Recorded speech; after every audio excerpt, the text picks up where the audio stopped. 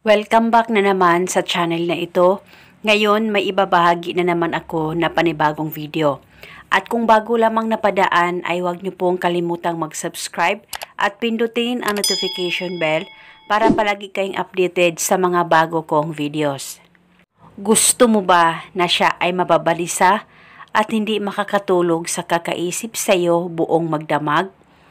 Kung gusto mo ay gawin itong ritual na ibabahagi ko sa inyo ngayon.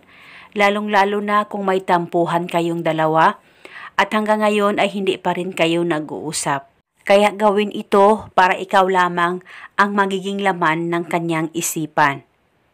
Ang gagawin mo lamang bago ka matulog o kahit ikaw ay nakahiga na sa higaan mo, ay paulit-ulit mo lamang sambitin ang mga salitang ito. Pangalan at apelido, ako lamang ang pagkakaisipin mo buong magdamag. Sambitin mo lamang ito ng paulit-ulit kahit ilang beses ay pwedeng-pwede po. At pwede mo dagdagan o ibahin ang hiling, wala pong problema, depende po sa inyo. Basta ikaw ay nakafocus sa paggawa nito at hilingin ng buong puso.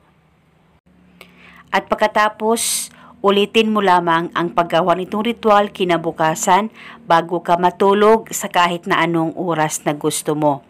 At gawin ito hanggang kailan mo gusto. At kung okay na kayo ay pwede mo nang ihinto itong ritual. At kung gusto mo, pwede ka pa gumawa pa ng iba't ibang ritual na binahagi ko nang sa ganon isa itong gabay para mas lalong mapabuti ang takbo ng relasyon ninyong dalawa ng partner mo. At paniguradong siya ay mababalisa at hindi makakatulog sa kakaisip sa iyo buong magdamag. Basta gawin itong ritual na tama ang pagkagawa mo. At kung sakaling kayo ay may katanungan, mag-comment lang po kayo sa baba. At naway may natutunan na naman kayo sa mga binahagi ko. Maraming salamat po sa panonood. May God bless us all.